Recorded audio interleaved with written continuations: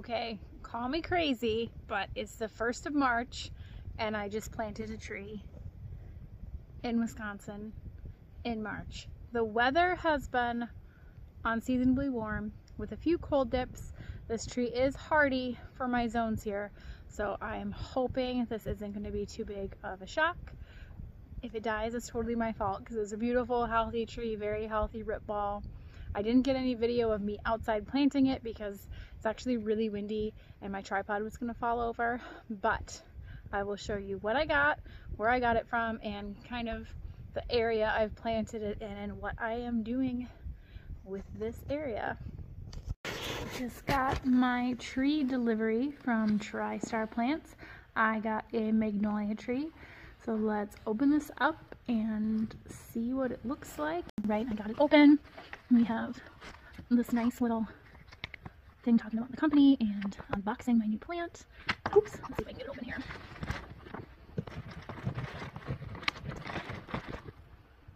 So this is pretty cool.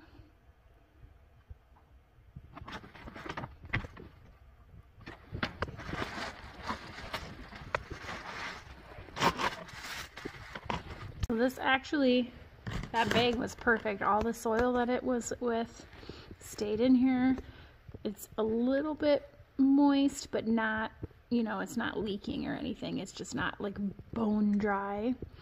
So that's the one that I got, the saucer magnolia. This is a nice size. I'd say 2.5 feet with the pot and roots. Not a bad sized tree at all. I am going to need to find a spot to plant this, and I think I'm going to want to get some chicken wire to put around it for now, just to make sure the dogs or the chickens don't mess with it until it gets a good amount of time to get itself established. So while I do that, I am going to give it some water and just let it sit for a little bit. I have a tiny supervisor. Good boy, Odin. So I got my tree planted.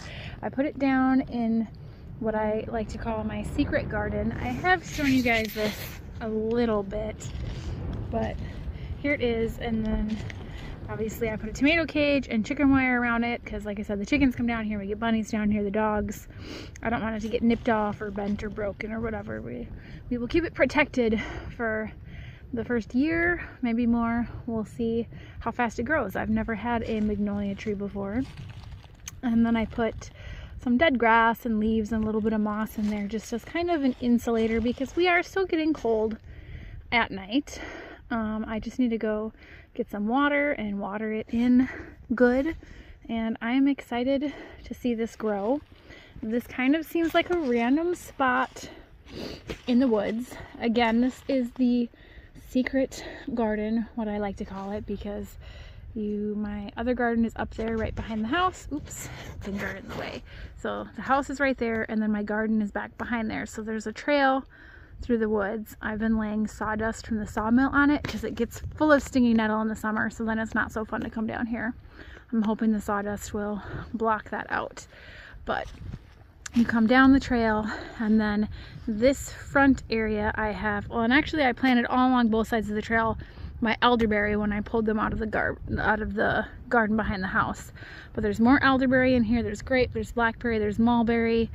I transplanted lots of flowers, so bee balm, anise, sedum. There's catnip in here. There's mullein. I have rhubarb in here. I have grapevines. My idea for this space, maybe we'll make more headway on that this year, is I would like Dan to come through in these size trees, and like that one I need him cut so I can pull him out, and these trees, not that one, but these little clumps of smaller ones here, I'd like them cut down. And then I would like to come through here and put a fence from this T-post and come back this way. This is the kids' little fort they've got working on, and go from that T-post to that one. So about here would be, make it square, fence that in, put a gate somewhere over here, and then this will be the secret garden when it's fully fenced in and I get chicken wire and I get all of this kind of small brush out. I got a lot of even smaller stuff than this out last year, stuff that I could like lop off. There was a lot more in here, like that brush pile full of stuff in here, but I need a bigger tool for the rest of this. But the idea is once this is cleared out a little more and fenced in, I would like to move my asparagus and strawberry patches from the garden behind the house down here, because those are perennial, they take up a big amount of space, and they get so chaotic looking by the end of summer. It's really hard for me to weed them and they just kind of get ugly. I want to stick them down here so that I don't have to see them. Good boy, Odin.